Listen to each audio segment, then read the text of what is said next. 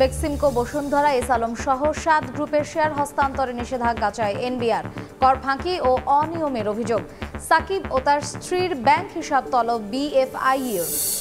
এবার বিস্ফোরক মামলায় রিমান্ডে সালমান এফ রহমান। হত্যা মামলায় রিমান্ডে সাবেক মুখ্য সচিব কামাল নাসের, সালাম মুর্শেদি ও নজরুল মজুমদার।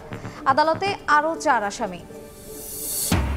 স্বাভাবিক হচ্ছে সাভার গাজীপুরের শিল্প এলাকা। 3 দিন পর নবীনগর চন্দ্রা মহাসড়ক থেকে অবরোধ তুললেন শ্রমিকরা। যান চলাচল শুরু, নিরাপত্তার সেনা টহল। এবং আবারও বাড়ল এলপি গ্যাসের দাম। 35 টাকা বাড়িয়ে 12 কেজির সিলিন্ডার 1456 টাকা। স্পট মার্কেট থেকে 2 জাহাজ এলএনজি আমদানির অনুমোদন।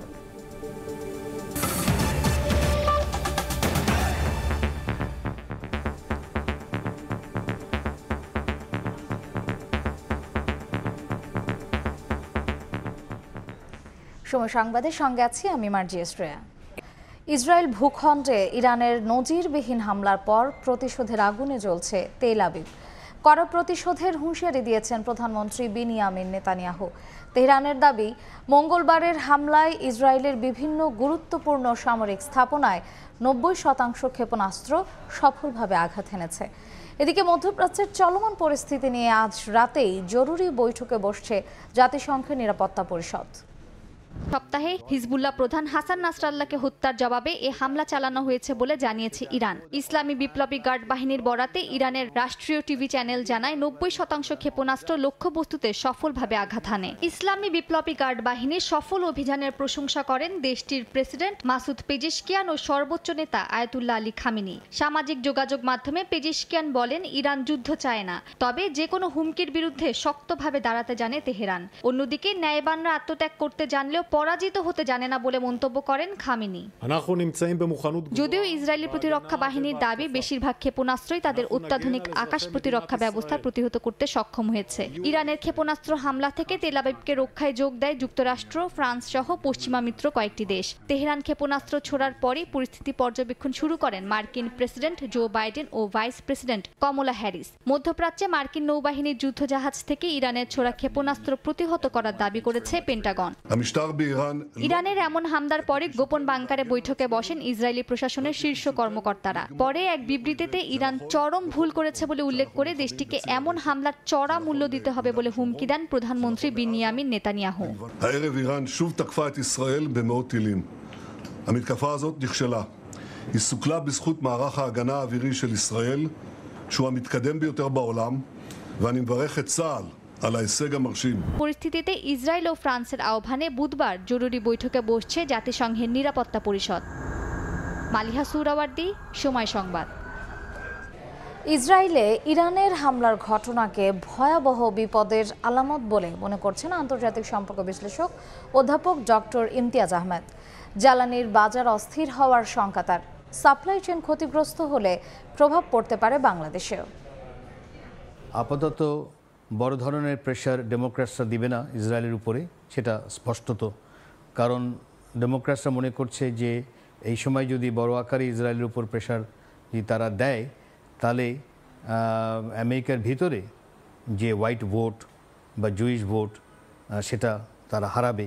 আজকে যদি বড় আকারে যদি সিজফায়ার হয়, যেটা আমেরিকাও চেষ্টা করেছিল, তাহলে নেতানিয়াহু ক্ষমতায় থাকার সম্ভাবনা বলতে একেবারেই শূন্যে কোথায় নেমে যাবে। বড় আকারে যদি যুদ্ধ শুরু হয়ে যায় যেখানে আমেরিকাও জড়িত সরাসরিভাবে, সেটা আবার আমেরিকার ভিতরে ব্যাকফায়ার করার যথেষ্ট সম্ভাবনা আছে। সাপ্লাই লাইনের উপর একটা প্রেশার পড়তেই পারে, কোনো সন্দেহ নেই। বিভিন্ন জিনিসের দাম বাড়তে পারে, জাহাজের ইন্স্যুরেন্স বেড়ে যাবে, সময়ও বেড়ে যাবে যদি কোনো একটা কনফ্লিক্টটা বাড়তেই থাকে। কারণ যেই পরিস্থিতি দাঁড়িয়েছে, ইসরায়েল, ইরান বা লেবাননের মধ্যে সীমিত না, এখানে বড় অংশেই বিশ্বের, বিশেষ করে যেখানে মুসলিম মেজরিটি যেসব দেশগুলো আছে, তাদেরও একটা পদক্ষেপ নিতে হবে। অন্য প্রসঙ্গ, বেক্সিমকো, বসুন্ধরা, সামিট, এস আলম, নাসা, ওরিয়ন গ্রুপ ও নগদের শেয়ার হস্তান্তর স্থগিত চায় জাতীয় রাজস্ব বোর্ড এনবিআর। কর ফাঁকি সহ আর্থিক অনিয়মের অভিযোগে সংশ্লিষ্ট পরিদফতরকে চিঠি দিয়েছে সংস্থাটি। এদিকে ক্রিকেটার ও সাবেক এমপি সাকিব আল হাসান ও তার স্ত্রী উম্মে আহমেদ শিশিরের ব্যাংক হিসাবের তথ্য চেয়েছে BFIEU। ব্যাংকসহ আর্থিক খাতে অনিয়মে জড়িতদের বিরুদ্ধে তৎপর অন্তর্বর্তী সরকার। পাচারের অর্থ ফেরানো সহ বিভিন্ন কোম্পানি ও ব্যক্তির বিষয়েও ব্যবস্থা নিতে শুরু করেছে সরকারি সংস্থাগুলো। এবার বেক্সিমকো, বসুন্ধরা, সামিট, এসালোম, নাসা, ওরিয়ন গ্রুপ ও নগদের শেয়ার হস্তান্তর স্থগিত চায় জাতীয় রাজস্ব বোর্ড NBR। কর ফাঁকি সহ আর্থিক অনিয়মের গুরুতর অভিযোগ রয়েছে উল্লেখ করে যৌথ মূলধন কোম্পানি ও ফার্মগুলোর পরিদফতরকে চিঠি দিয়ে এ বিষয়ে ব্যবস্থা নেওয়ার অনুরোধ করেছে সংস্থাটি। এদিকে ক্রিকেটার ও সাবেক এমপি সাকিব আল হাসান ও তার স্ত্রী উম্মে আহমেদ শিশিরের ব্যাংক হিসাবের তথ্য চেয়েছে কেন্দ্রীয় ব্যাংকের আর্থিক গোয়েন্দা বিভাগ, Bangladesh financial intelligence unit BFIU। বুধবার পাঠানো এক চিঠিতে 5 কার্যদিবসের মধ্যে ব্যাংক ও ব্যাংক বহির্ভূত আর্থিক প্রতিষ্ঠানগুলোকে তাদের নাম, কোম্পানি বা সংগঠনের নামে থাকা সঞ্চয় হিসাব, চলতি হিসাব, ফিক্সড ডিপোজিট ও ডিপোজিট প্লাস স্কিম হিসেবের তথ্য দিতে বলা হয়েছে। এর আগে 2023 সালে প্যারামাউন্ট ইন্স্যুরেন্সের শেয়ার লেনদেনে কারসাজির দায়ে সাকিবকে 50 লাখ টাকা জরিমানা করে BSEC। ইয়ানুর শিফাত, সময় সংবাদ, ঢাকা। আলাদা মামলায় রিমান্ডে সালমান এফ রহমান, কামাল নাসের চৌধুরী, নজরুল ইসলাম মজুমদার, সালাম মুর্শেদি ও নাসিক আদনান। বিস্তারিত জানাতে CMM আদালত থেকে সরাসরি যুক্ত হচ্ছেন রিপোর্টার মনির হোসেন। সরাসরি যাচ্ছি তার কাছে। দুপুর গড়িয়ে বিকেল হওয়ার সাথে সাথে আদালত প্রাঙ্গণ হট্টগোলে পরিণত হয়। আদালতে তোলা হয় এক্সিম ব্যাংকের সাবেক চেয়ারম্যান নজরুল ইসলাম মজুমদার, খুলনা 4 আসনের সাবেক সংসদ সদস্য সালাম মুর্শেদি সহ মোট 4 জন আসামিকে। সেক্ষেত্রে শুনানি শুরু হয়। তারপরে সেখানে যাত্রাবাড়ি থানার ইমন হত্যা মামলায় এক্সিম ব্যাংকের সাবেক চেয়ারম্যান নজরুল ইসলামের 10 দিনের রিমান্ড আবেদন করে পুলিশ। সেখান থেকে বিচারক আরিফুর রহমান 7 দিনের রিমান্ড মঞ্জুর করেন। সেখানে শুনানিতে আসলে পুলিশ বলেছিল যেই বৈষম্য বিরোধী ছাত্র আন্দোলনে ইমন যাত্রাবাড়িতে নিহত হয়েছিলেন, সেই ইমন হত্যা মামলায় ওতপ্রোতভাবে জড়িত ছিল নজরুল ইসলাম এবং অর্থ দিয়ে সহায়তা করেছিলেন। এবং আরেকটি মামলা অর্থাৎ আদাবর থানার একটি হত্যা মামলা, পোশাক শ্রমিক রুবেল হত্যা মামলায় খুলনা 4 আসনের সাবেক সংসদ সদস্য সালাম মুর্শেদির 2 দিনের রিমান্ড আবেদন মঞ্জুর করেছেন আদালত। এবং একই সাথে সাবেক ক্রীড়া সচিব মেসবাউদ্দিনের 3 দিনের রিমান্ড আবেদন মঞ্জুর করেছে। এবং সাবেক যে আরেক মুখ্য সচিব কামাল নাসের চৌধুরী, তার সেই পল্টন থানায় আসলে 4 দিনের রিমান্ড মঞ্জুর করেছেন। এবং পল্টন থানায় কামাল নাসের চৌধুরী এবং মেসবাউদ্দিনের রিমান্ড চায় পুলিশ। সবার রিমান্ড আসলে 10 দিন করে চেয়েছে। এবং আরেকটি মামলায়, যেটি গুলশান থানার মামলায় বসুন্ধরা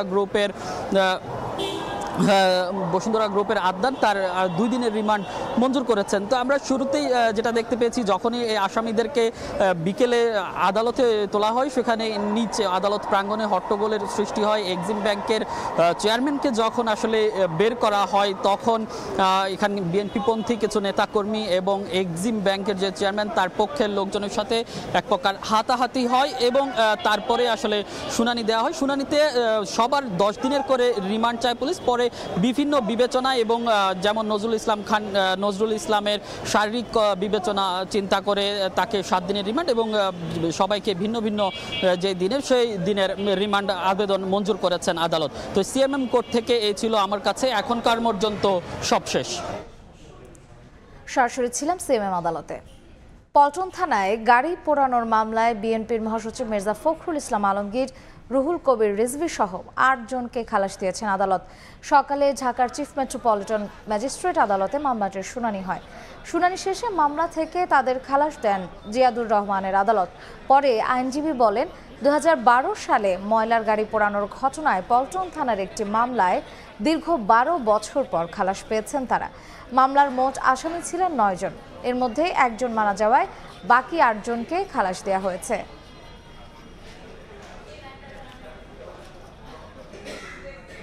দ্রুত সময়ের মধ্যে মানুষের ভোটের অধিকার ফিরিয়ে দিতে অন্তর্বর্তী সরকারের প্রতি আহ্বান জানিয়েছে বিএনপি। দলটির নেতারা বলেছেন, জনগণের কাছে ক্ষমা চাইতে হবে আওয়ামী লীগকে। বন্যায় ক্ষতিগ্রস্ত জেলাগুলোতে শিক্ষা সামগ্রী বিতরণ ও ত্রাণ কার্যক্রম সম্পর্কে অবহিত করতে নয়াপল্টনে বিএনপির কেন্দ্রীয় ত্রাণ কমিটির সংবাদ সম্মেলন পরিচালনা করছি। মানুষের ভোটাধিকার ফেরত দিতে বর্তমান সরকারকে বেশি সময় না নেওয়ার আহ্বান জানিয়ে বিএনপির স্থায়ী কমিটির সদস্য ডাক্তার এজেডএম জাহিদ হোসেন বলেন, পালিয়ে যাওয়ার ইতিহাস বিএনপির নেই। দেশ পরিচালনার সুযোগ পেলে বিএনপি মানুষের প্রতি দায়িত্বশীল আচরণ করবে বলেও জানান তিনি। দেশের মানুষকে ফেলে পালিয়ে যাওয়ার ইতিহাস বিএনপির নাই। আগামী দিনেও যদি জনগণের সমর্থন পায় বিএনপি ইনশাআল্লাহ দেশ শাসন করবে। কাজে বিএনপি দায়িত্বশীল আচরণ করবে। প্রায় 2 মাস এই সরকারের বয়স হতে চলছে। অন্তর্বর্তীকালীন সরকার দেশ পরিচালনা করছে। তারা তাদের যে কাঙ্ক্ষিত লক্ষ্য অর্থাৎ মানুষের ভোটাধিকার সেইগুলো যাতে যত দ্রুততার সম্ভব রিইনস্টেট হয়। এদিন জাতীয় প্রেস ক্লাবে প্রতিবাদ সভায় অংশ নিয়ে বেগম খালেদা জিয়ার উপদেষ্টা জয়নুল আবদিন ফারুক বলেন, দিনের ভোট রাতে করে ক্ষমতায় যেতে চায় না বিএনপি। তারেক রহমানের মামলা এখনো প্রত্যাহার না হওয়ায় ক্ষোভ জানান এই নেতা। তারেক রহমানের মামলা কেন এখনো প্রত্যাহার হলো না? বাংলাদেশের মানুষ চায় তারেক রহমান দেশে আসুক। তারেক রহমান বলেছে, আমি দিনের ভোট রাতে করে ক্ষমতায় যেতে চাই না। আমি সিল মারা ভোটে বাংলাদেশের প্রধানমন্ত্রী হতে চাই না। ক্ষমা চাওয়া ছাড়া দেশে আর কোনোদিন আওয়ামী লীগ রাজনীতি করতে পারবে না বলেও মন্তব্য করেন বিএনপি নেতারা। আগে ক্ষমা চান, আশা সারেন্ডার করেন। কামরুজ্জামান মামুন, সময় সংবাদ, ঢাকা। এবারের আন্দোলন ছিনতাই হলে দেশকে চরম মূল্য দিতে হবে, এমন মন্তব্য করে নির্বাচন সংস্কার কমিশনের প্রধান ডক্টর বদিউল আলম মজুমদার বলেছেন, সুফল পেতে হলে রাজনৈতিক সংস্কৃতি পরিবর্তন করতে হবে। দুপুরের প্রেস ক্লাবে জাতীয় জরিপে বাংলাদেশের অন্তর্বর্তী সরকারের কাছে নাগরিক প্রত্যাশা বিষয়ে সেমিনারে তিনি বলেন, নির্বাচন ও সুশাসন প্রতিষ্ঠায় সুপারিশ দেয়া হবে। সে অনুযায়ী সরকার রাজনৈতিক দলগুলোর সঙ্গে আলোচনা করে নির্বাচনের দিনক্ষণ ঠিক করতে পারে। সেমিনারে এসআইপিজি সারা দেশের 1869 জনের মতামত জরিপ প্রকাশ করে। জরিপের ফলে দেখা যায় 96% মানুষ প্রধানমন্ত্রীর মেয়াদ সীমিত করায় সমর্থন করেন, 46% রায় দেয় সংবিধান সংস্কার এবং 16% অংশগ্রহণকারী সংবিধান নতুন করে তৈরির পক্ষে।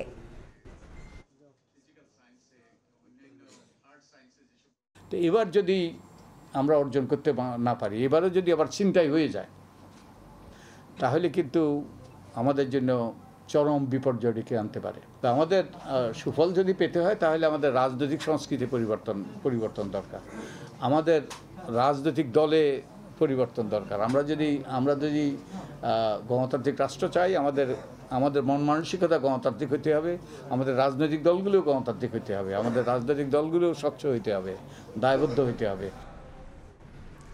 বেঁচে না ফিরলে কষ্ট না পেয়ে গর্বিত হইও মা। 5 আগস্ট গুলিতে নিহত আনাসের চিঠি জমা পড়ল আন্তর্জাতিক অপরাধ ট্রাইব্যুনালে। শেখ হাসিনা সহ 25 জনের বিচার চেয়ে অভিযোগ দাখিল করেছে তার পরিবার। এদিকে গণহত্যায় জড়িত থাকার অভিযোগে আওয়ামী লীগ সহ 14 দলের বিচার চেয়ে অভিযোগ দাখিল করেছেন এনডিএম চেয়ারম্যান রবি হাজ্জাজ।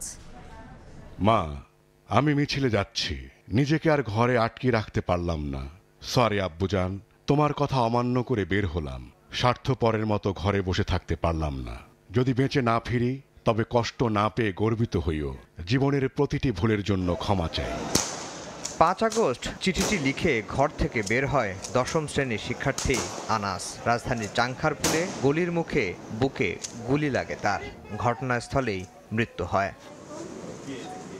সন্তানের চিঠি হাতে হত্যায় জড়িতদের বিচার চেয়ে বুধবার আন্তর্জাতিক অপরাধ ট্রাইব্যুনালে এসে কাঁদলেন আনাসের মা বাবা। শেখ হাসিনা সহ 25 জনের বিরুদ্ধে অভিযোগ দাখিল করেন ট্রাইব্যুনালে। ঘর থেকে বের হয়ে গেছে একটা চিঠি লিখে যে মা আমি আন্দোলনে যাচ্ছি, যদি বেঁচে ফিরি তো ফিরলাম, আর যদি না ফিরি কষ্ট পাও না তোমরা। তার ঘরে থেকে কষ্ট পাওয়ার চাইতে রাস্তায় যে শহীদ হয়ে যাওয়াটা সে বেশি শ্রেয় মনে করছে, শ্রেষ্ঠ মনে করছে। কমান্ডটা মেনে নিয়ে গুলি করছে তারা, এবং যারা হুকুম দিছে তারা। এই প্রত্যেকের সাজাটা চাই। এদিন আওয়ামী লীগ সহ 14 দলের বিচার চেয়ে ট্রাইব্যুনালে অভিযোগ দাখিল করেন এনডিএম চেয়ারম্যান রবি হাজ্জাজ। তার অভিযোগ, 19 জুলাই 14 দলের বৈঠকে কারফিউ ও গুলির সিদ্ধান্ত হয়। এরপরই নির্বিচারে গুলি চালায় আইন শৃঙ্খলা বাহিনী। শুধু আওয়ামী লীগ না, শুধু শেখ হাসিনা না, এই যে ওয়ার্কার্স পার্টি ইনু, তরিকত ফেডারেশন, ওয়ার্কার্স পার্টি জাসদ ইনু, যতগুলো দল আছে সাম্যবাদী দল, এরা সবাই গণহত্যার আসামি। এই ধরনের মানবতা বিরোধী অপরাধের জন্য যারা দায়ী, তারা দল হোক, গোষ্ঠী হোক, অর্গানাইজেশন হোক, ব্যক্তি হোক, মিনিমাম তো ভাই 10 বছর তাদেরকে নিষিদ্ধ ঘোষণা করা উচিত বলে আমি মনে করি। চিফ প্রসিকিউটর বলছেন 14 দলের বিচার করার এখতিয়ার রয়েছে ট্রাইব্যুনালের। দলের বিচার করা যাবে এটা আছে, কিন্তু বিচারের পরে কতটুকু শাস্তি দেওয়া যাবে সেইটা আলোচনা চলছে এবং সেটা সংশোধন করে এই আইনে সংযুক্ত করা হবে, কিন্তু সেক্ষেত্রে তদন্ত চলা বা বিচার প্রক্রিয়া শুরু করতে কোনো আইনগত বাধা নেই। এ নিয়ে মোট 51টি অভিযোগ জমা পড়ল। জুলাই আগস্টের ঘটনায় থানায় মামলা না করে ট্রাইব্যুনালে অভিযোগ দাখিলের আহ্বান জানান চিফ প্রসিকিউটর। আফজাল হোসেন, সময় সংবাদ, ঢাকা। জুলাই বিপ্লবে আহতদের সর্বোচ্চ সেবা দেওয়ার কথা থাকলেও হয়েছে উল্টোটা। সরকারি সহায়তা দূরে থাক, আহতদের অভিযোগ পুরোপুরি সুস্থ হওয়ার আগেই শয্যা খালি করার মিশনে নেমেছে হাসপাতাল কর্তৃপক্ষ। তবে হাসপাতাল কর্তৃপক্ষের দাবি, সংকট থাকায় কৃত্রিম অঙ্গ প্রত্যঙ্গের ব্যবস্থা করে দীর্ঘমেয়াদী চিকিৎসা নিশ্চিত করা হাসপাতালের একার পক্ষে কঠিন। ধ্রুব ব্যানার্জির রিপোর্ট, ক্যামেরায় ছিলেন শিফাত আল শাহরিয়ার। ডাক্তারে কিছু ওষুধ লেখছে, যার ভিতরে একটা ইঞ্জেকশনের দাম বর্তমানে বাজারে 30,186 টাকা দাম, যা আমার পক্ষে সম্ভব হচ্ছে না।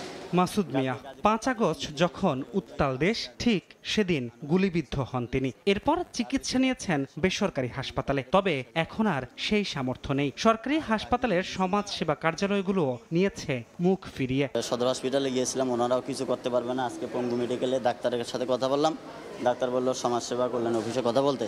তো সমাজসেবা এসে এখানে কথা বললাম, ওনারা বলতেছে যে আমরা আউটডোরে কোনো রোগীকে কোনো সাহায্য করতে পারবে না। সরকারি হাসপাতালগুলোতে ভর্তি রোগীদের অবস্থা প্রায় একই রকম। 19 জুলাই থেকে প্রায় 2.5 মাস জাতীয় অর্থোপেডিক হাসপাতালে তীব্র যন্ত্রণার সঙ্গে লড়াই শেষে ঘরের ছেলে সালমান হোসাইন ফিরছেন ঘরে। তবে এখনও পুরোটা সুস্থ নন। গুলির আঘাতে বিধ্বস্ত শরীর স্বাভাবিক হতে লাগবে আরও সময়। সালমানের মতো অনেকেই আছেন যাদের এখনও সুস্থ জীবনে ফিরতে অনেক সময় বাকি। অন্তর্বর্তী সরকার জুলাই বিপ্লবে আহত সকলের চিকিৎসা সেবা নিশ্চিতে কড়া নির্দেশনা দিলেও পুরোটা সুস্থ না হতেই অন্য জায়গায় পাঠানোতে ক্ষোভ আর আক্ষেপ তাদের কণ্ঠে। সাভারে পাঠাই দিচ্ছে থেরাপির জন্য। কেন? আমরা সবাই চাচ্ছি এখানে আমাদের বাচ্চারা সুস্থ হবে, তারপর আমরা বাসায় নিয়ে যাব। সাভারে পাঠাইবার চাইতেছে, সাভারে কি চিকিৎসা জায়গা? অভিযোগ শুধু এটুকুই নয়, বিভিন্ন প্রতিষ্ঠান এবং সরকারিভাবে অনুদানের খবর এলেও তা হাতে এসে পৌঁছায়নি বলে দাবি তাদের। সরকার এখানে ক্রেডিট নিচ্ছে যে সে টাকা দিচ্ছে, একটা টাকাও এখন পর্যন্ত আসে না হসপিটালে। আমাদের পেশেন্টদেরকে যে টাকাটা মানুষ দান করে যাচ্ছে, ভিক্ষা দিয়ে যাচ্ছে, সেই ভিক্ষার টাকা দিয়ে এদের চিকিৎসা হইতেছে। দেশ স্বাধীন করে দিয়ে আজকে রাষ্ট্রের বোঝা হয়ে গেছে। আমরা এমন ট্রিটমেন্ট চাই না যে অর্ধেক ট্রিটমেন্ট করে আমাদের আরেক জায়গায় ট্রান্সফার করে দিবে, আমরা ওই ট্রান্সফার অনুযায়ী আমরা চলে যাব। আমাদের যদি ইনফেকশন হয়, আমাদের যদি বড় ধরনের একটা ক্ষতি হয়, দায়ভার কে নেবে? কেন আহতদের সক্ষমতায় ফেরার আগেই অন্য কোথাও পাঠানো হচ্ছে এমন প্রশ্নে হাসপাতালের পক্ষ থেকে জানানো হয়, আহতদের মধ্যে অনেকেরই এখন প্রয়োজন কৃত্রিম অঙ্গ প্রত্যঙ্গ। সরকারিভাবে এসবের সংকট থাকায় সিআরপি, ব্র্যাক সহ বেসরকারি প্রতিষ্ঠানগুলো আহতদের একাংশকে পরবর্তী চিকিৎসার জন্য পাঠানো হচ্ছে। জনস্বার্থে আগ্রহ জানিয়েছে প্রতিষ্ঠানগুলো নিজেরাই। ডেফিনেটিভ সার্জারিটা শেষ হয়েছে, এখন তাদের রিহ্যাবিলিটেশন প্রোগ্রাম শুরু হবে। ওদেরকে অনেক দিন পর্যন্ত আমাদের চিকিৎসার আওতায় থাকতে হবে। এখন তারা ছুটি হয়ে বিভিন্ন জায়গায়, যেমন সিআরপি, ব্র্যাক, ওরা আমাদের আর্টিফিশিয়াল লিম্ব দিচ্ছে। আমাদের সরকারি লেভেলে ক্রাইসিস আছে, কিন্তু এটার জন্য আমাদেরকে যেমন ব্র্যাক বলেছে, সিআরপি বলেছে, আরও অনেক এনজিও বলেছে, তাদের জন্য যা যা লাগে সবচেয়ে উন্নত ধরনের, আমাদের মন্ত্রণালয়, আমাদেরকে ডিজি অফিস আমাদেরকে এইটুকু নিশ্চয়তা দিয়েছে যে তাদের সমস্ত best possible facilities in the country provide করার জন্য যা যা করা দরকার সেগুলো আমরা করব। দীর্ঘমেয়াদী চিকিৎসায় কোনো জটিলতা সৃষ্টি হলে হাসপাতালের পক্ষ থেকে সর্বাত্মক সহায়তা দেয়া হবে বলেও জানানো হয়। ধ্রুব ব্যানার্জি, সময় সংবাদ, ঢাকা। সরকারি চাকরিতে প্রবেশের বয়সসীমা 35-এর দাবি যৌক্তিক বলে মন্তব্য করেছেন পর্যালোচনা কমিটির আহ্বায়ক আব্দুল মুঈদ চৌধুরী। তিনি বলেন, সরকারি নীতিমালা, ভবিষ্যৎ কর্মপন্থা ও সার্বিক দিক বিবেচনায় নিয়েই বয়সসীমা বাড়ানোর বিষয়ে সুপারিশ করা হবে। ওই দিন সাবেক সচিব আব্দুল মুঈদ চৌধুরীকে আহ্বায়ক করে সরকারি চাকরিতে বয়স বৃদ্ধির বিষয়টি পর্যালোচনায় কমিটি গঠন করে সরকার। দুদিনের ব্যবধানে বুধবার সকালে সচিবালয়ে চাকরি প্রত্যাশীদের 8 সদস্যের প্রতিনিধির সঙ্গে বৈঠক করে কমিটি। চাকরিতে বয়সসীমা ৩৫ করার বিষয়ে বাস্তবসম্মত সমাধান আসবে এমন আশ্বাস পেয়েছেন বলে বৈঠক শেষে জানান চাকরি প্রত্যাশীরা। শর্ত সাপেক্ষে বিভিন্ন ক্ষেত্রে চাকরিতে প্রবেশের বয়সসীমা উন্মুক্ত থাকবে বলেও আশা তাদের। আমরা সন্তুষ্ট, আমরা আশাবাদী একটি যৌক্তিক সমাধান হবে, আর সেটা ন্যূনতম ৩৫ এবং বিভিন্ন সেক্টরে বিভিন্ন ক্ষেত্রে শর্ত সাপেক্ষে যে উন্মুক্ত সেই বিষয়ের পক্ষে দাবিটি যাবে। স্যারকে দাবি জানিয়েছি, স্যার এমন একটি সুন্দরভাবে সমাধানের পথ বেছে নেবেন যাতে আন্দোলন মাঠে থেকে না যায়। আশা রাখি স্যার আমাদের দাবিটা মেনে নেবেন, কমিটি মেনে নেবেন এবং একটা বৈষম্যমুক্ত বাংলাদেশের দিকে তাদের এই পদক্ষেপটা প্রথম পদক্ষেপ হবে। চাকরিতে বয়সসীমা ৩৫-এর দাবি যৌক্তিক এবং বয়সসীমা বাড়ানো উচিত বলে বৈঠক শেষে মন্তব্য করেন পর্যালোচনা কমিটির আহ্বায়ক আব্দুল মুইত চৌধুরী। তবে নীতিমালা সহ সার্বিক দিক বিবেচনায় নিয়েই বয়সসীমা বাড়ানোর বিষয়ে সিদ্ধান্ত নেওয়ার কথা জানান তিনি। বয়স বৃদ্ধি করার যৌক্তিকতা আছে, এ বিষয়ে কোনো সন্দেহ নেই। এখন কতটুকু করা যা যৌক্তিক, সরকারের বর্তমান নীতিমালা, সরকারের ভবিষ্যৎ কর্মপন্থা সবকিছু চিন্তা করে আমরা এই ব্যাপারে একটা সিদ্ধান্ত নেব। পার্শ্ববর্তী অনেক দেশ সহ বিশ্বের বিভিন্ন দেশেই সরকারি চাকরিতে প্রবেশের বয়সসীমা বাংলাদেশের চেয়ে বেশি রয়েছে বলেও মন্তব্য করেন কমিটির আহ্বায়ক। প্রসূন আশিস, সময় সংবাদ, ঢাকা। 52 ঘন্টা পর স্বাভাবিক হলো নবীনগর চন্দ্রা মহাসড়কে যান চলাচল। সেনাবাহিনী ও প্রশাসনের হস্তক্ষেপে অবরোধ তুলে নিল বিক্ষুব্ধ পোশাক শ্রমিকরা। এছাড়া আটক করা হয়েছে বার্ডস গ্রুপের চেয়ারম্যান মোস্তফা আনোয়ারকে। এদিকে গাজীপুরের ভোগড়ায় চাকরির দাবিতে মহাসড়ক অবরোধ করেন অনেকে। পরিস্থিতি অস্বাভাবিক হলে ছুটি ঘোষণা করে বেশ কয়েকটি কারখানা। টানা 3 দিন ধরে মহাসড়কে আটকে ছিল শত শত যানবাহন, কয়েক কিলোমিটার দীর্ঘ ছিল যানজট। অবশেষে 52 ঘন্টা পর সেনাবাহিনী ও প্রশাসনের হস্তক্ষেপে পরিস্থিতি স্বাভাবিক হয়, সচল হয় যান চলাচল। গত সোমবার থেকে বুধবার দুপুর পর্যন্ত এভাবেই শত শত গাড়ি নবীনগর চন্দ্রা ও ঢাকা আরিচা দুটি গুরুত্বপূর্ণ মহাসড়কে বার্ডস গার্মেন্টসের শ্রমিকদের অবরোধে আটকা ছিল। বকেয়া পাওনা সহ বিভিন্ন দাবিতে অনড় অবস্থানে থাকেন কারখানার আন্দোলনকারীরা। এদিকে গাজীপুরে বুধবার সকালে শ্রমিকরা দলে দলে কাজে ফিরলেও বেলা বাড়তে চাকরি সহ বিভিন্ন দাবিতে ভোগড়া বাইপাস এলাকায় ঢাকা ময়মনসিংহ মহাসড়ক অবরোধ করেন। পরে সেনাবাহিনীর হস্তক্ষেপে অবরোধ তুলে নেওয়া হয়। এ সময় কিছুটা উত্তেজনা দেখা দিলে আতঙ্কে সাধারণ ছুটি দেওয়া হয় নলজানি ও ভোগড়া এলাকার অধিকাংশ কারখানায়। এছাড়াও চন্দ্রাতে নায়গ্রা টেক্সটাইল কারখানার শ্রমিকরাও ঢাকা টাঙ্গাইল মহাসড়ক অবরোধ করলে 3 ঘন্টা পর পরিস্থিতি স্বাভাবিক হয়। ওদিকে একটা অফিসে বেতন দেয় নাই, তো পরে আজকে আবার বেতন দিচ্ছে, এই কারণে ওদিকে গ্যাঞ্জাম হচ্ছে, এদিক দাও আসছে, এদিক দাও ছুটি দিয়ে দিচ্ছে। বাইরে দিয়ে আইয়া ঢিল ছড়ে কাজ ভাঙে এলিগা ফ্যাক্টরি ছুটি দিয়ে দেয়। নিরাপত্তা শিল্পাঞ্চলে বিভিন্ন স্থানে টহল দিচ্ছে সেনাবাহিনী। এদিকে শ্রম ও কর্মসংস্থান সচিব বলেছেন, পোশাক কারখানায় অসন্তোষ দূর করতে শ্রমিক মালিক সহ সবাইকে নিয়ে কাজ করছে সরকার। আশা করছি যে সবাই শান্ত হবে। আমাদের দেশে উৎপাদনের পরিস্থিতি যেটা দরকার, আমাদের ইকোনমি বাঁচানোর জন্য আমাদের শ্রমিক পক্ষ সবাইকে আমরা অনবোর্ড করে আমরা এটা নিরসন করব। উৎপাদন স্বাভাবিক করতে শিল্প এলাকার পরিস্থিতি সরকার গভীরভাবে পর্যবেক্ষণ করছেও বলেও জানান সচিব। সর্দার মোহাম্মদ আরিফ, সময় সংবাদ। আবারও বাড়ল তরলীকৃত পেট্রোলিয়াম গ্যাস এলপিজির দাম। 12 কেজির সিলিন্ডারের দর 35 টাকা বাড়িয়ে 1456 টাকা নির্ধারণ করেছে Bangladesh energy regulatory commission BERC। অন্যদিকে স্পট মার্কেট থেকে 2 জাহাজ এলএনজি আমদানির প্রস্তাব অনুমোদন দেওয়া হয়েছে বলে জানিয়েছেন অর্থ ও বাণিজ্য উপদেষ্টা ডক্টর সালেহউদ্দিন আহমেদ। প্রতি মাসেই এলপি গ্যাসের দাম সমন্বয় করে Bangladesh energy regulatory commission BERC। সেই ধারাবাহিকতায় অক্টোবর মাসের জন্য নতুন মূল্য ঘোষণা করেছেন সংস্থাটির চেয়ারম্যান জালাল আহমেদ। চেষ্টা করব আমরা। বুধবার বিকেলে কারওয়ান বাজারে BERC সভাকক্ষে সংবাদ সম্মেলনে জানানো হয়, ভোক্তা পর্যায়ে 35 টাকা বেড়ে 12 কেজি সিলিন্ডারের দাম 1456 টাকা নির্ধারণ করা হয়েছে, যা গত সেপ্টেম্বরে ছিল 1421 টাকা। মূল বিষয় যেটা যে সঠিক দামে পাওয়া, এটা কোনো তাৎক্ষণিক কোনো সমাধান এটা আমি দেখি না। এখানে বেশ কয়েকটা দুর্বলতা আছে, উইকনেস আছে, যেটা আমি দেখেছি। এটা আইনেও রয়েছে এবং এই পদ্ধতিতেও রয়েছে। BERC চেয়ারম্যান জানান, ডলারের দাম বৃদ্ধিতে কিছুটা বেড়েছে এলপিজির দর। সৌদি সিপি অনুযায়ী এই মূল্য নির্ধারণ করেছে সংস্থাটি। জ্বালানি যদি কম্পেয়ার করি, আমি জ্বালানির প্রাইস, আমি যে গ্যাস ইউজ করি ঘরে চুলায়, এটার কি বাজার মূল্য দিচ্ছি আমরা? সো ওই অনুপাতে এটার মূল্য, কারণ এখানে কিন্তু আমি এই পারচেজ প্রাইস নাই, আমার প্রোডাকশন প্রাইস এখানে ইনভেস্টমেন্টের বিপরীতে এটা খুব বেশি না। বেসরকারি এলপিজির রিটেলার পয়েন্টে ভোক্তা পর্যায়ে মূসক সহ মূল্য নির্ধারণ করা হয়েছে প্রতি কেজি 121 টাকা 32 পয়সা। রেটিকুলেটেড পদ্ধতিতে তরল অবস্থায় সরবরাহ করা বেসরকারি এলপিজির প্রতি কেজি নির্ধারণ করা হয়েছে 117 টাকা 49 পয়সা এবং 66 টাকা 84 পয়সা নির্ধারণ করা হয়েছে প্রতি লিটার অটো গ্যাসের মূল্য। এদিকে স্পট মার্কেট থেকে 2 জাহাজ এলএনজি আমদানির প্রস্তাব অনুমোদন দেওয়া হয়েছে বলে জানিয়েছেন অর্থ ও বাণিজ্য উপদেষ্টা ডক্টর সালেহ উদ্দিন আহমেদ।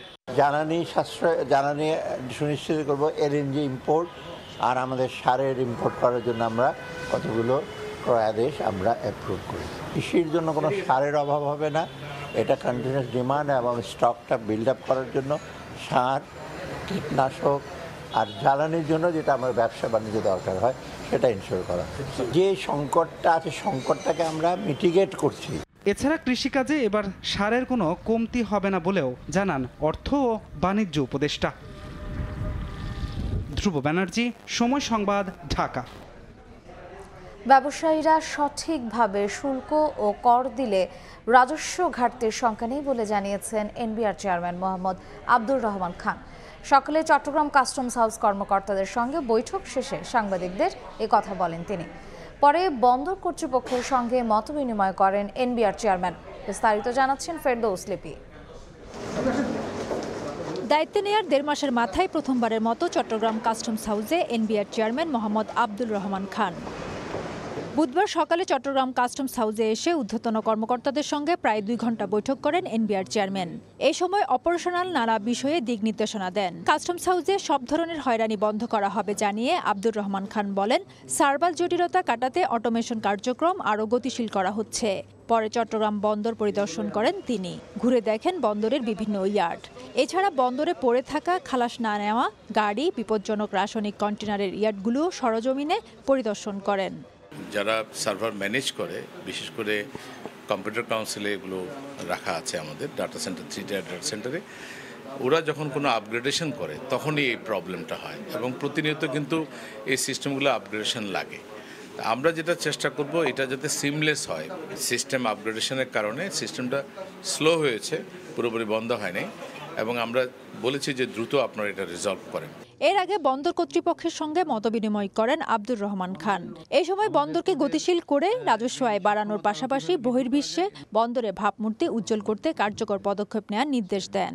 আমাদের পোর্টের যে সক্ষমতা আরও কীভাবে বৃদ্ধি করা যায়, বিশেষ করে আমাদের রেভিউ জেনারেশনের পাশাপাশি পোর্টের যেই ভাবমূর্তি এটা বহির্বিশ্বে কীভাবে আরও উন্নত করা যায় সেটার জন্য আমরা এই প্রচেষ্টা নিয়েছি। আমাদের যারা ব্যবসায়ী তারা যাতে আরও স্বাচ্ছন্দ্যে তাদের আমদানি রপ্তানি কার্যক্রমটাকে এগিয়ে নিতে পারে সেটাকে ফ্যাসিলিটেট করা, এটা আমাদের কাস্টমসেরও মূল উদ্দেশ্য, আমাদের বন্দর কর্তৃপক্ষেরও মূল উদ্দেশ্য। 3 দিনের সফরে বৃহস্পতিবার চট্টগ্রাম আয়কর বিভাগের কর্মকর্তাদের সঙ্গে দিনব্যাপী বৈঠক করবেন এনবিআর চেয়ারম্যান। ফেরদৌস লিপি, সময় সংবাদ, চট্টগ্রাম। সময় সংবাদে আরও থাকছে।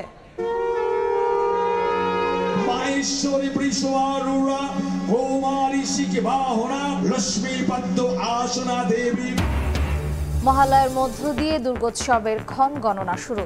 চণ্ডীপাঠে মণ্ডপে মণ্ডপে আবাহন, সাম্প্রদায়িক সম্প্রীতি বজায় রাখার আহ্বান।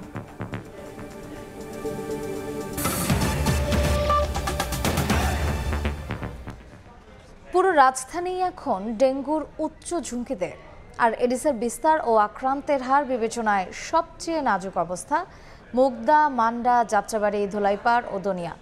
জাহাঙ্গীরনগর বিশ্ববিদ্যালয়ের প্রাণীবিদ্যা বিভাগের সাম্প্রতিক এক জরিপে উঠে এসেছে এ তথ্য। বিশেষজ্ঞরা বলছেন, ভয়াবহতা ঠেকাতে হটস্পট ব্যবস্থাপনায় সমন্বিত উদ্যোগ নিতে হবে। সাইফুল ইসলামের ছবিতে ফারুক মিয়া রবিনের রিপোর্ট। সব এলাকা থেকেই ভর্তি হচ্ছেন ডেঙ্গু আক্রান্তরা। তবে ভয়াবহতার বৃত্ত থেকে এবারও বের হতে পারেনি ঢাকা দক্ষিণ সিটি কর্পোরেশন। আক্রান্ত ও মৃত্যু 200 চোখে এখানকার অবস্থা বেশ নাজুক। পাশাপাশি ঢাকা উত্তর সিটি আর চট্টগ্রাম বিভাগের চিত্রও খারাপ। যে স্প্রে করা হচ্ছে এলাকা ভিত্তিক বা সিটি কর্পোরেশন ভিত্তিক, এগুলো এখন দেওয়া হচ্ছে না। সন্ধ্যার সময় আগে ওষুধ দিত, এখন এগুলো আমরা দেখতে পাই না। সবসময় যদি করা হতো তাহলে ডেঙ্গুর এতটা প্রকোপ হতো না। পরিস্থিতির অবনতি হলেও এবার ডেঙ্গু ব্যবস্থাপনায় বড় দুর্বলতা হচ্ছে প্রতিবার বর্ষা মৌসুমে এডিসের জরিপ হলেও এবার তা করেনি স্বাস্থ্য অধিদপ্তরের রোগ নিয়ন্ত্রণ বিভাগ। এমনকি বর্ষা পূর্ব জরিপেরও তেমন ইঙ্গিত মিলছে না, যা রোগ নিয়ন্ত্রণের ক্ষেত্রে অন্যতম চ্যালেঞ্জ বলে মনে করেন বিশেষজ্ঞরা। জরিপগুলো হলে একটা চিত্র পাওয়া যায় যে যে জায়গায় জরিপ হয়েছে কোথায় কোথায় বেশি রোগী পাওয়া যাচ্ছে এবং মশা নিয়ন্ত্রণের কাজটা করতে পারি। কাজেই সেটা তো নিশ্চয়ই কিছুটা ক্ষতিগ্রস্ত হয়েছে। তবে রোগীর যে তথ্যগুলো আছে সেই ঠিকানা ধরেও কিন্তু এই কাজটা করা যায়। তবে সেপ্টেম্বরের শেষ সপ্তাহে জাহাঙ্গীরনগর বিশ্ববিদ্যালয়ের প্রাণীবিদ্যা বিভাগের জরিপে যে চিত্র মিলছে তা বেশ উদ্বেগজনক। জরিপ অনুযায়ী ঢাকার প্রায় সব এলাকায় এডিস মশার ঘনত্ব বা ব্রুটো ইন্ডেক্স 20-এর বেশি, যার অর্থ দাঁড়ায় পুরো রাজধানী এখন ঝুঁকিপূর্ণ। এমনকি উত্তরা, ধানমন্ডি, গুলশান, বনানীর মতো অভিজাত এলাকায়ও ব্রুটো ইন্ডেক্সের মাত্রা 50-এর বেশি। আর এডিসের ঘনত্ব ও রোগীর হার বিবেচনায় সবচেয়ে ভয়াবহ অবস্থা মুগদা, মান্ডা, যাত্রাবাড়ি, দোলাইপাড়, দনিয়া এলাকায়। পুরো ঢাকাটাই এখন হটস্পট। পুরো ঢাকা শহরেই এই ব্রুটো ইন্ডেক্স 20-এর উপরে আছে। তো 20-এর উপরে থাকাটাই মানেই হচ্ছে আমাদের জন্য ডেঞ্জারাস। তবে কোনো জায়গায় এই ব্রুটো ইন্ডেক্স আমরা 90 পর্যন্ত পাচ্ছি। এই এডিস মশার ঘনত্বর সাথে ডেঙ্গুর একটি সম্পর্ক আছে, আবার এর সঙ্গে ডেঙ্গু রোগীও থাকতে হবে। যে কোনো একটা জায়গায় যদি আমরা কেটে দিতে পারি তাহলেই কিন্তু ডেঙ্গুটাকে ম্যানেজমেন্ট করা সম্ভব। বিশেষজ্ঞরা বলছেন, হটস্পট ব্যবস্থাপনার দিকে নজর না দিলে আরও অবনতি হবে পরিস্থিতির। ডেঙ্গু নিয়ন্ত্রণের ক্ষেত্রে অন্যতম গুরুত্বপূর্ণ বিষয় হচ্ছে পর্যাপ্ত তথ্যের ভিত্তিতে সঠিক কর্মপরিকল্পনা নির্ধারণ করা। কিন্তু এবার সেখানেই বড় ঘাটতি, যার পরিণতি হচ্ছে হাসপাতালে ক্রমেই বাড়ছে রোগী চাপ, বাড়ছে মৃত্যুর মিছিল। ফারুক ভিয়া, রবিন, সময় সংবাদ, ঢাকা। রানা প্লাজা ধসে সহস্রাধিক মানুষ মৃত্যুর ঘটনায় করা হত্যা মামলায় ভবন মালিক সোহেল রানার জামিন স্থগিত করেছেন সুপ্রিম কোর্টের চেম্বার আদালত। রাষ্ট্রপক্ষের আবেদনের প্রেক্ষিতে চেম্বার বিচারপতি মোহাম্মদ রেজাউল হক এই আদেশ দেন। এ বিষয়ে 21 অক্টোবর শুনানি হবে আপিল বিভাগের পূর্ণাঙ্গ বেঞ্চে। এর আগে মঙ্গলবার সোহেল রানাকে 6 মাসের জামিন দিয়েছিলেন হাইকোর্টের দ্বৈত বেঞ্চ। আলোচিত এই মামলায় গত বছরের 23 এপ্রিলও হাইকোর্ট থেকে জামিন পেয়েছিলেন সোহেল রানা। 3 দিন পর তার জামিন স্থগিত করেছিলেন আপিল বিভাগ। 2013 সালের 24 এপ্রিল দেশের ইতিহাসের সবচেয়ে বড় দুর্ঘটনা রানা প্লাজা ধসে প্রায় 1300 মানুষের মৃত্যু হয়। এরপর ভবন মালিক সোহেল রানার বিরুদ্ধে হত্যা মামলা দায়ের করা হয়। মহালয়ার সকালে সূচনা হলো সনাতন ধর্মাবলম্বীদের সবচেয়ে বড় ধর্মীয় উৎসব দুর্গাপূজার। ভোর থেকে মন্দিরে মন্দিরে চলে চণ্ডীপাঠ ও দেবী বন্দনা। বর্ণাং মহাদেবীং লসচ্চন্দ্র বিভূষিতং পট্টবস্ত্র পরিধানং সর্বালঙ্কার ভূষিতং। শরতের শুভ্র ভোরে চণ্ডীপাঠের মধ্য দিয়ে সূচনা হলো মহালয়ার। তুমি দয়াময়ী, তুমি বিশ্ব ধারণকারিণী। সনাতন ধর্মমতে পিতৃপক্ষের অবসান ও দেবী পক্ষের সূচনার ক্ষণ।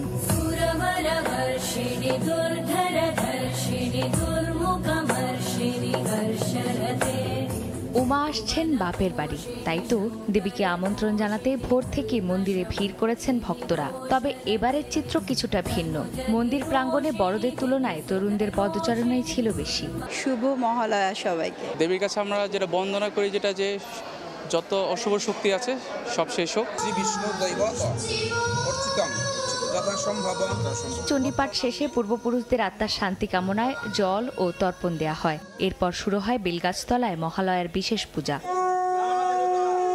ভক্তরা জানায় তাদের প্রত্যাশা শঙ্কা কাটিয়ে এবারে পূজা হবে সার্বজনীন। বর্তমানে যে পরিস্থিতি চলছে একদমই সবকিছু ভালোভাবে যাচ্ছে না, প্রতি বছরের মতো যাচ্ছে না।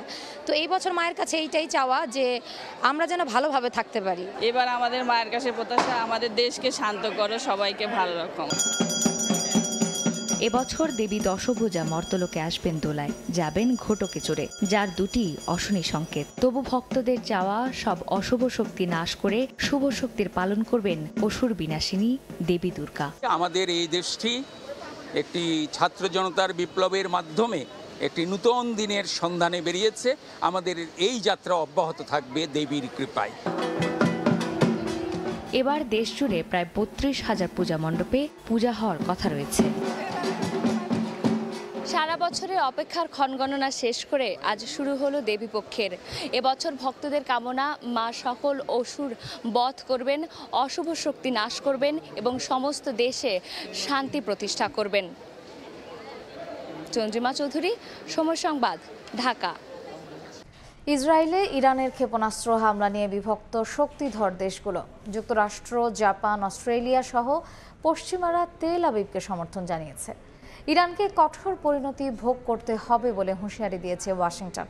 অন্যদিকে রাশিয়া, লেবানন সহ বেশ কয়েকটি দেশ ইরানের পক্ষ নিয়েছে। রাশিয়া বলেছে মধ্যপ্রাচ্যে বাইডেন প্রশাসন ব্যর্থ হয়েছে।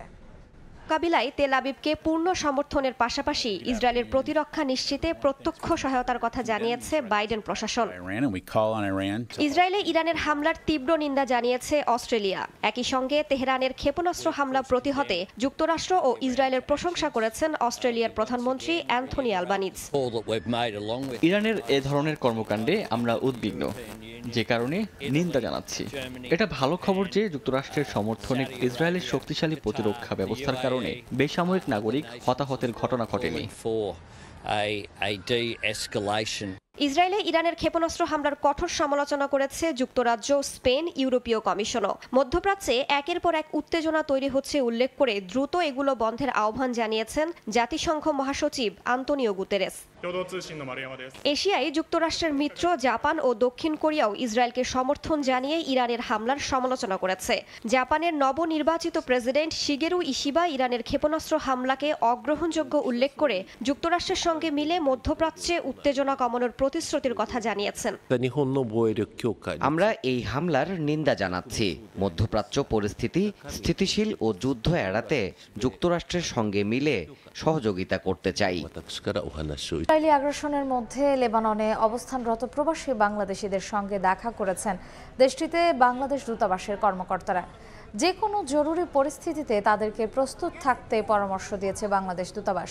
ইসরায়েলের হামলার কারণে দেশটিতে অনিশ্চিত অবস্থায় দিন পার করছেন প্রবাসী বাংলাদেশিরা, তবে এখন পর্যন্ত নিরাপদে আছেন বলে জানিয়েছেন তারা। সংকটময় পরিস্থিতিতে তাদের পাশে দাঁড়িয়েছে বাংলাদেশ দূতাবাস। খেলার খবর, 3 ম্যাচ সিরিজের প্রথম টি-20 খেলতে গোয়ালিয়র পৌঁছেছে বাংলাদেশ ও ভারত ক্রিকেট দল। কড়া নিরাপত্তার মধ্য দিয়ে দু দলকে বিমানবন্দর থেকে হোটেলে নিয়ে যাওয়া হয়। কানপুর থেকে আজ সকালে বিশেষ বিমানে দিল্লি যায় টি-20 স্কোয়াডে থাকা দু দলের ক্রিকেটাররা। এরপর সেখান থেকে তারা সরাসরি চলে যায় প্রথম টি-20 ভেন্যু গোয়ালিয়র। এর আগে গতকাল ঢাকা থেকে বাংলাদেশ টি-20 দলের খেলোয়াড়রা সরাসরি দিল্লি গিয়ে রাতে সেখানেই অবস্থান করেন। আজ একই বিমানে তারাও পৌঁছেছেন প্রথম টি-20 ভেন্যুতে। ম্যাচের দিন গোয়ালিয়রে হরতালের ডাক দিয়েছে ভারতের ধর্মীয় সংগঠন অখিল ভারত হিন্দু মহাসভা। যে কোনো ধরনের অপ্রীতিকর ঘটনা এড়াতে বিমানবন্দর ও হোটেল এলাকায় নেওয়া হয়েছে কড়া নিরাপত্তা ব্যবস্থা। কাল অনুশীলন করার কথা রয়েছে দু দলেরই। আগামী রোববার প্রথম টি-20তে মুখোমুখি হবে ভারত ও Bangladesh. Net bowler side bench থেকে বিশ্বের শীর্ষ ফ্র্যাঞ্চাইজি লিগ আন্তর্জাতিক ক্রিকেটের মঞ্চে সুযোগ পেতে রিশাদ হোসেনের গল্পটা সংগ্রামের। অপেক্ষা থাকলেও হতাশা ভর করেনি এই তরুণ লেগ স্পিনারের। যখন যেখানে সুযোগ পেয়েছেন উজাড় করে দিয়েছেন সামর্থ্যের সবটুকু। দেশের উঠতি লেগ স্পিনারদের জন্য একই পরামর্শ দিয়েছেন রিশাদ। ভারত সিরিজে খেলতে চান ভয় ডরহীন ক্রিকেট।